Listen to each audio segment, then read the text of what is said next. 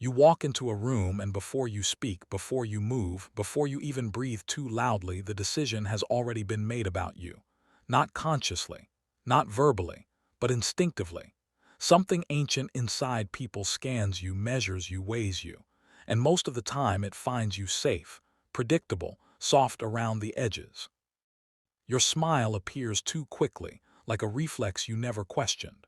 Your head nods even when your gut disagrees. Your mouth fills silence because quiet feels like judgment and judgment feels dangerous. You don't realize it, but your body is negotiating on your behalf, begging for acceptance. And the world understands that language perfectly. People don't have to be evil to exploit weakness. They just have to be human. Humans are wired to sense imbalance. When someone wants approval more than autonomy, respect quietly evaporates, not out of cruelty, but out of instinct. The same way blood in water changes the behavior of sharks, neediness changes the behavior of people. They don't hate you, that's the worst part. They simply place you somewhere, in a box, the nice one, the helpful one, the reliable one, the one who won't push back. And once you are boxed, you are neutralized, harmless, convenient, invisible. Harmless men are not attacked. They are ignored, passed over, used when needed and forgotten when not. And you feel it. You feel it in conversations that never quite take off, in opportunities that drift past you towards someone louder, colder, less deserving but somehow more solid. You feel it when people interrupt you mid-sentence without apology, when your absence changes nothing. But here is the uncomfortable truth no one says out loud. There is another type of presence, a presence that doesn't seek attention and yet bends it, a gravity that doesn't announce itself but warps the room anyway. People feel it before they understand it. It makes them adjust their posture, choose their words more carefully. It creates tension without aggression. This presence isn't loud, it isn't charming, it isn't trying, and that's what makes it disturbing. It belongs to the man who is no longer auditioning for a role in someone else's world. A man who has built something internal that does not require consensus. Approval doesn't feed him. Rejection doesn't starve him. He exists on a different axis entirely.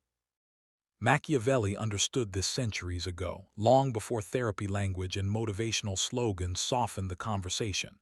He didn't write for the masses. He wrote for rulers, for men who needed to understand power without illusions. And one of his most dangerous observations still echoes today. Love is unstable. It is emotional, conditional, revocable. Respect born of awe is different. It doesn't ask permission. It doesn't care about fairness. And once established, it is very hard to remove. This is not a discussion about confidence in the modern sense. This is not about liking yourself or repeating affirmations in the mirror. This is an autopsy. We are cutting open the habits that drain your authority and removing them one by one. We are replacing reflexes with intention, weak signals with controlled silence, need with self-sufficiency. Understand this before going further. Once you cross this line, relationships change. People stop relaxing around you. The casual warmth fades. Jokes die midair. You will feel distance where there used to be familiarity.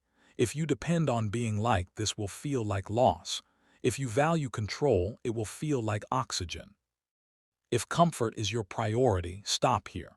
But if you are tired of being moved instead of moving, listen carefully. You do not feel weak because you lack strength. You feel weak because your power is leaking constantly. Small leaks, subtle ones, smiles you don't mean, apologies you don't owe, explanations given to people who never earned them. Each one bleeds authority, and when authority bleeds, presence collapses. When the leaks stop, pressure builds. When pressure builds, men become forces.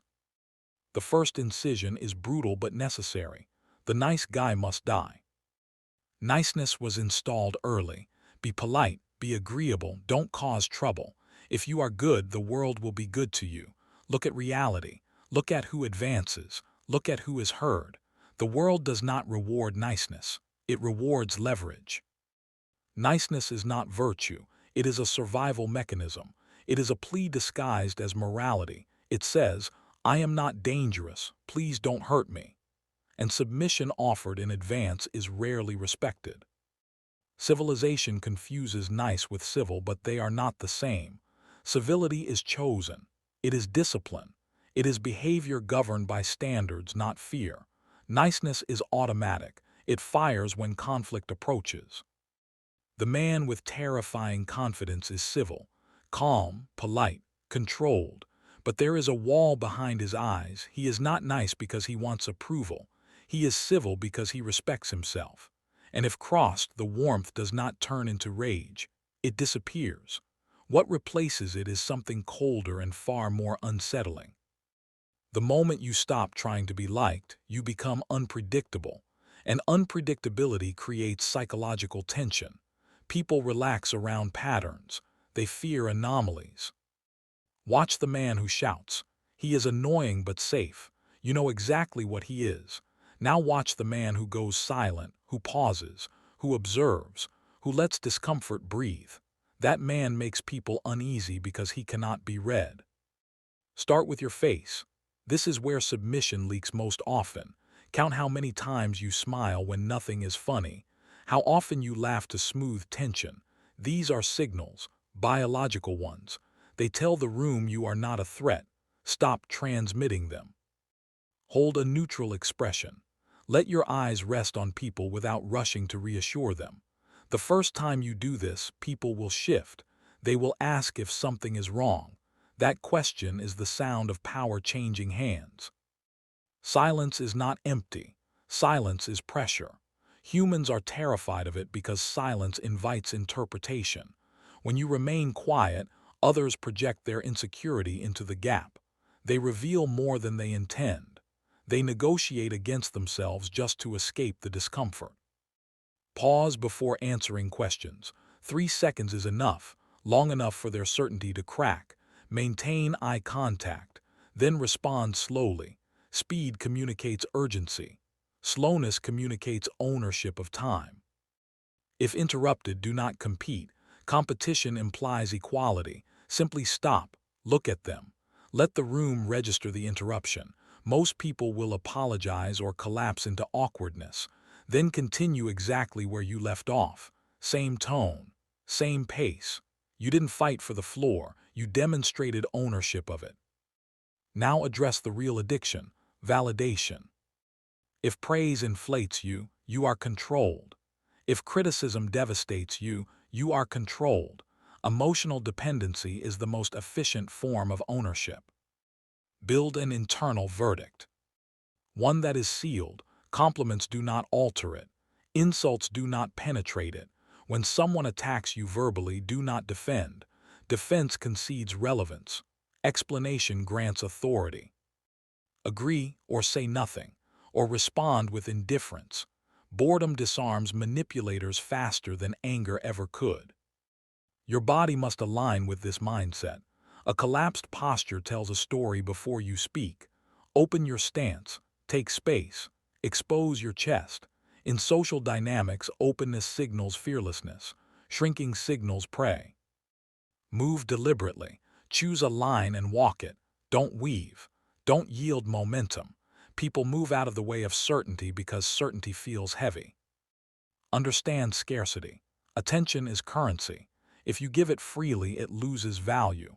Availability kills importance. Leave conversations early. Exit before the energy peaks. Do not explain. Mystery fills the gap where explanation would dilute you. In a world of oversharing, restraint becomes power. Do not reveal your weaknesses to everyone. Information is leverage. Protect it. None of this works without competence. Without skill, silence becomes awkward. Stares become creepy. You must be dangerous in capability, not violent, effective. Your brain knows if you are pretending. Confidence comes from evidence, from doing difficult things, from keeping promises to yourself. The calmest man in the room is calm because he knows he can handle what's coming. Finally, accept what you've been avoiding. You will be the villain in someone else's story. That is unavoidable. Boundaries offend those who benefited from your lack of them. Say no, let them judge. Their disappointment is not your responsibility. You cannot build a kingdom while begging for permission. Tomorrow, walk slower, pause longer, speak less.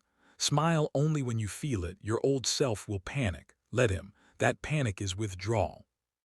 People will stop treating you casually. They will start watching you carefully. The fear you inspire is not violence. It is the fear of the unknown, of a man who is whole in a world of fragments. You are not here to blend in. You are here to become immovable. Confidence is not a feeling, it is a weapon. Pick it up.